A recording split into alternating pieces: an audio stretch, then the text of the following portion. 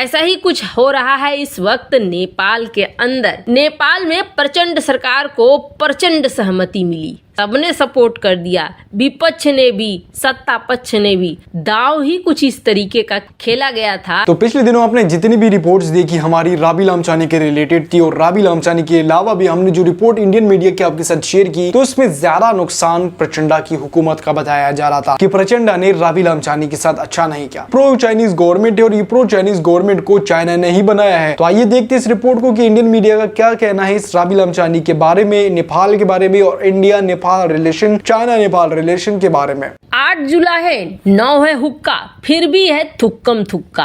42 दिन में ही नेपाल सरकार और गठबंधन यहाँ पर हो गया है छेद। क्या खतरे में पड़ गई है प्रचंड सरकार? क्या खेल हो गया है 42 दिन के अंदर ही नेपाल में? जहाँ एक तरफ ये सब कुछ हो रहा है तो वहीं दूसरी तरफ चीन पर भारत ने कर दी है डिजिटल सर्जिकल स्ट्राइक। इस बार 200 को उड़ाया भारत ने। जानेंगे क्या कुछ चल रहा है जियोपॉलिटिक्स में, आइए जानते हैं इन खबरों को विस्तार से। साझेदारी की सरकार महीने 2 महीने भी चल जाए तो बहुत बड़ी बात है। ऐसा ही कुछ हो रहा है इस वक्त नेपाल के अंदर। नेपाल में प्रचंड सरकार को प्रचंड सहमति मिली, सबने सपोर्ट कर दिया, विपक्ष ने भी सत्ता पक्ष ने भी। दाव ही कुछ इस तरीके का खेला गया था नेपाल की संसद में। लेकिन क्या प्रचंड सरकार बची रहेगी? वैसा दिख तो नहीं रहा है। हालात तो यहाँ पर डगमगा रहे हैं। हुआ ये है कि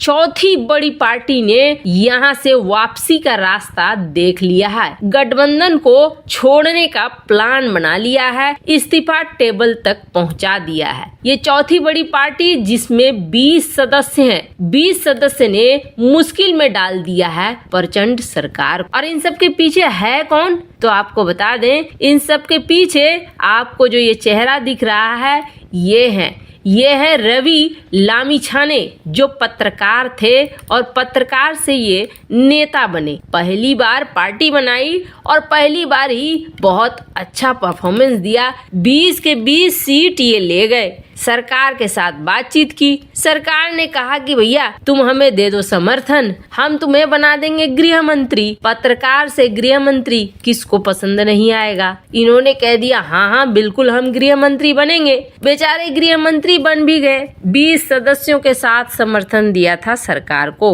सरकार ने वादा किया था, प्रचंड सरकार ने, कि हम तुम्हें गृह मंत्री बनाएंगे, और वादा के अनुसार गृह मंत्री बना भी दिया। लेकिन अचानक से नेपाल की सुप्रीम कोर्ट का डंडा चला और सुप्रीम कोर्ट ने पूछा कि तुमने किस तरीके से गृह मंत्री का पद पाया? तुम तो गृह मंत्री के पद से भी हटो और सबसे पहले जिस पार्टी के अध्यक्ष बने हो उस अध्यक्ष से भी हटो। अब मामला क्या था? मामला ये था कि रवि लामिछाने के पास नेपाल की नागरिकता नहीं थी, और जो नागरिकता इन्होंने पेश की थी चुनाव लड़ने के समय, उनको सुप्रीम कोर्ट ने नेपाल की मान लिया कि अवैध है, ये नागरिकता सही नहीं है। अब रवि लामिछाने को हटा दिया गया। 27 जनवरी को इन्हें सुप्रीम कोर्ट के फैसले के बाद गृह मंत्री पद से हटा दिया गया। उसके बाद ये अपनी ही पार्टी के अध्यक्ष पद से भी हटाए गए। जब सब कुछ हट गया तो फिर इन्होंने कथित तौर पर सारा प्रोसेस किया और नेपाल की नागरिकता हासिल कर ली। नेपाल की नागरिकता हासिल करने के बाद लामिछाने पहुँचे कि प्रचंड जी हमें फिर से बना दो गृह मंत्री, हम गृह मंत्री बनेंगे। हमने आपसे वादा किया था तो आपने भी हमसे वादा किया था। लेकिन इस बार कहा जा रहा है कि प्रचंड कह रहे हैं कि नहीं, अभी रुको, अभी हम तुम्हें गृह मंत्री नहीं बना सकते हैं। बस इसी बात पर बवाल मच गया है, और इस बात पर बवाल मचने के बाद रवि लामिछाने ने कहा कि हम तो गृह मंत्रालय लेके रहेंगे, अगर नहीं दोगे तो फिर हम छोड़ देंगे। और उन्होंने गठबंधन को छोड़ दिया है। फिलहाल वो और उनके जो 1-2 सदस्य थे जिन्हें मंत्री बनाया गया था, उन्होंने भी त्याग पत्र दे दिया है और 20 सदस्यों के साथ ये गठबंधन से निकल रहे हैं। फिलहाल ये गठबंधन से निकल रहे हैं, लेकिन क्या ये समर्थन जारी रखेंगे या नहीं जारी रखेंगे, ये तो आने वाला वक्त बताएगा। पर हाँ, इतना जरूर तय हो गया है कि नेपाल की सरकार 42 दिन में ही हिचकोले खाने शुरू हो गई है। अब गिरेगी कि तब गिरेगी, ऐसे वाले हालात यहाँ पर पैदा हो चुके हैं। खैर, रणनीतिक रूप से भारत के लिए नेपाल बेहद महत्वपूर्ण है। ऐसे में बेहद जरूरी है ये ध्यान रखना कि नेपाल के अंदर आखिरकार होता क्या है। जहाँ एक तरफ ये सब कुछ हो रहा है तो वहीं दूसरी तरफ क्या चाइना और भारत के बीच सब कुछ ठीक हो रहा है? तो आपको बता दें, ऐसे हालात लग तो नहीं रहे हैं। इस वक्त भले स्थिति स्थिर दिख रही हो, लेकिन क्या होगा ये कहना बेहद मुश्किल है। चाइना और भारत के बीच संबंध नॉर्मल तो बिल्कुल अभी होते हुए कहीं से भी नहीं दिख रहे हैं, और जिस तरीके के हालात बन रहे हैं वैसे हालातों में भारत को बहुत ज्यादा सतर्क रहने की जरूरत जरूर है, क्योंकि आज के समय में हाइब्रिड वॉर यानी कि ऐसा युद्ध जिसमें सीधे सीधे सेना का इस्तेमाल ना हो और दूसरे देश को बर्बाद किया जा सके, इस युद्ध में दुनिया के देश ज्यादा यकीन रखने लगे हैं। हाल ही में हमने देखा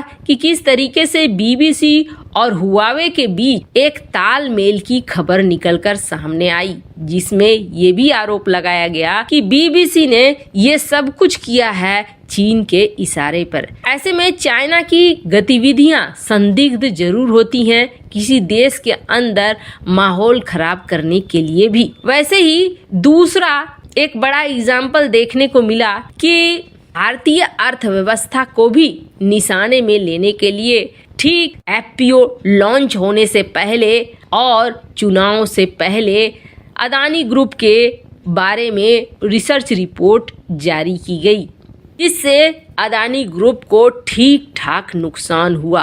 और अदानी ग्रुप का ये नुकसान कहीं ना कहीं भारतीय अर्थव्यवस्था का भी नुकसान है।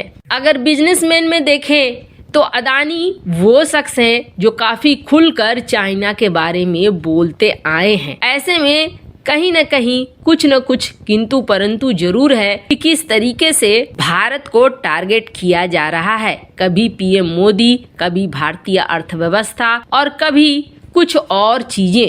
ऐसे में बेहद जरूरी है कि हम सतर्क रहें, चौकन्ना रहें। दुनिया भर की अर्थव्यवस्थाएं डगमगा रही है और भारत बहुत तेजी से आगे बढ़ रहा है, बहुत तेजी से पकड़ बनाकर रख रहा है। ये चीज चाइना को कभी पसंद नहीं आएगा। चाइना कभी नहीं चाहेगा कि कोई उसके कंपटीशन में खड़ा हो। भारत सरकार ने अब सतर्कता बरतते हुए कुछ वैसे ही एक्शन लेने शुरू कर दिए हैं, जिससे कि हमारे देश में भी ताका झाकी या फ्रॉड का खेल न हो सके। बहुत तरह की ऐसे स्कैम आजकल देखने को मिल रहे हैं जो ऑनलाइन फ्रॉड हो रहे हैं लोन और फाइनेंस को लेकर, और इस तरीके से मार्केट में कई एप्लीकेशन आ गए हैं जो जुए वाले एप्लीकेशन है या लोन वाले एप्लीकेशन है जो खास तौर पर ऑनलाइन फ्रॉड करते हैं। ऐसे में भारतीय मंत्रालय ने 230 चाइनीज एप्लीकेशन को बैन कर दिया है, जिसमें से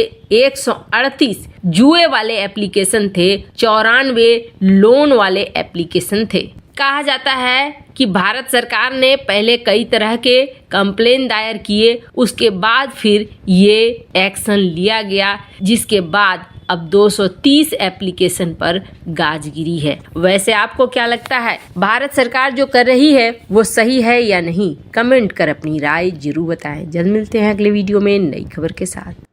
राबी लामचानी के पास दोहरी शहरियत थी। दोहरी शहरियत का मतलब ये कि वो उनके पास दो नेशनलिटीज थी। दो नेशनलिटीज में वो एक ही नेशनलिटी रख सकते हैं। अगर वो नेपाल में रह रहे तो नेपाली नेशनलिटी, अगर वो यूएस में रह रहे तो यूएस की नेशनलिटी। राबी लामचानी 2006-2007 में तकरीबन वो यूएस गए, और यूएस जब गए तो वहां की जब उन्होंने नेशनलिटी दी, अब उनके पास यूएस की नेशनलिटी थी, बट जब वो दोबारा रिटर्न आए नेपाल तो उन्होंने दोबारा नेपाल में अपनी नेशनलिटी के लिए अप्लाई नहीं किया जो नेपाल की नेशनलिटी थी, और साथ में उनकी जो यूएस की नेशनलिटी थी वो खत्म हो गई, उन्होंने अपने हाथों से गवा दी। अब आपने जो रिपोर्ट देखी वो भी इंडियन मीडिया का था, जिस तरीके से इंडियन मीडिया रिपोर्ट कर रहा था काफी इंटरेस्टिंग लगा वो भी मुझे। बट यहाँ पे हम कुछ और भी चीजें अगर ऐड करें तो इंडियन मीडिया कई जगहों पे गलत भी होता है, कई जगहों पे वो सही भी होता है, तो हम उसके बारे में तो नहीं कह रहे थे। आपने रिपोर्ट देखी, अगर आपको अच्छी लगी है तो लाइक शेयर सब्सक्राइब करें।